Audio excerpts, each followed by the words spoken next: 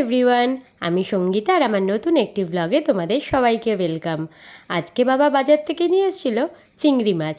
এনেই বলল একটু মালাইকারি কর তো, অনেকদিন মালাইকারি খাওয়া হয় না। বাবার বলা আর আমার কাজ, সাথে সাথে মাছগুলোকে ধুয়ে নিয়ে বসে পড়লাম নুন আর হলুদ মাখাতে। বাবা যখনই মাছ আনে বাজার থেকে ভালো করে কাটিয়ে নিয়ে আসে, তাই চিংড়ি মাছেরও সুর, মাথা, হাত, পা যা সব কিছু ছিল ভালো করে কাটিয়ে এনেছে। আমি ভালো করে ধুয়ে নিয়ে নুন আর হলুদ মাখিয়ে একটা কড়াইতে সর্ষের তেল গরম বসিয়ে দিলাম। তেল গরম হতেই আমি অল্প অল্প করে মাছ কড়াইতে ছেড়ে হালকা লাল লাল করে ভেজে নিলাম।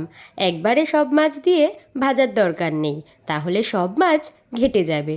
অল্প অল্প করে দিয়ে ভাজলে বেশ সুন্দর করে হয়ে যাবে। দেখতে দেখতে আমার সব মাছগুলো এখানে ভাজাও হয়ে গেছে।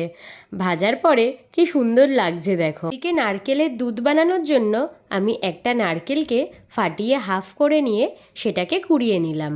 আর হ্যাঁ, এই নারকেলটা কিন্তু আমাদের গাছের নারকেল। আর একটা বাটিতে এদিকে জল বসিয়ে দিয়েছি। জলটা গরম হয়ে এলে তার মধ্যে দিয়ে দিলাম নারকেল কুড়ানোটা। এবার যতক্ষণ না এই নারকেল থেকে দুধ বেরোচ্ছে ততক্ষণ অবধি ভালো করে ফুটিয়ে নিতে হবে।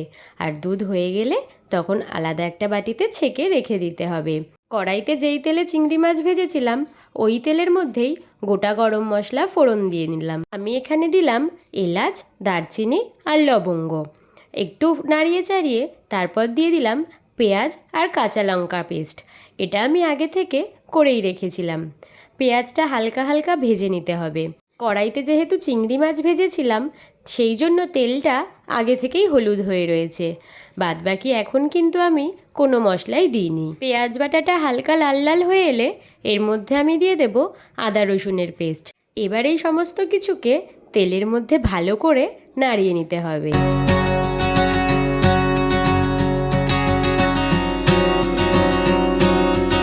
এবার আমি দিয়ে দেবো একে একে হলুদ গুঁড়ো, ধনের গুঁড়ো, জিরের গুঁড়ো আর পরিমাণ মতন দেব কাশ্মীরি লঙ্কার গুঁড়ো।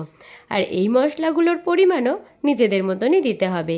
এখানে দিয়ে দিলাম পরিমাণ মতন নুন আর অল্প করে চিনি। আর মশলা যে বাটিটায় রাখা ছিল সেই বাটিটায় একটু জল নিয়ে সেইটা দিয়ে দিলাম, যাতে গুঁড়ো মশলাগুলো ভালো করে মিশে যায়। এবার মশলাটাকে ততক্ষণ অবধি কষাতে হবে যতক্ষণ না মশলা থেকে তেল ছাড়ে। এই যে আমার মশলাটা ভালো করে কষে গেছে আর মশলা থেকে তেল আলাদা হয়ে গেছে। এবার আমি এর মধ্যে দিয়ে দিলাম নারকেলের দুধটা। এটাকে দিয়ে ভালো করে নাড়িয়ে চাড়িয়ে একটা ঢাকনা দিয়ে ঢেকে রাখতে হবে। এবার এটাকে ফুটতে দিতে হবে। মাঝে মধ্যে দেখতে হবে কতটা করে কমলো। এই যে আমার এখন একদম কমে গেছে ঝোলটা। এবার এর মধ্যে আমি দিয়ে দেব চিংড়ি মাছগুলো। চিংড়ি মাছগুলো দিয়ে খানিকক্ষণ ভালো করে ফুটিয়ে নিলাম আবার, যাতে চিংড়ি মাছের মধ্যে সমস্ত মশলার পরিমাণগুলো ভালো করে ঢুকে যায়। ব্যাস হয়ে গেল আমার চিংড়ি মাছের মালাইকারি। খাওয়ার পর বাবার মুখ দিয়ে একটাই কথা বেরিয়েছে, দারুণ হয়েছে। তোমাদের যদি ভিডিওটা ভালো লাগে তাহলে একটা লাইক করে দিও আর চ্যানেলটাকে সাবস্ক্রাইব করে পাশে থেকো। আজকের মতন টাটা, দেখা হবে পরের ভিডিওতে।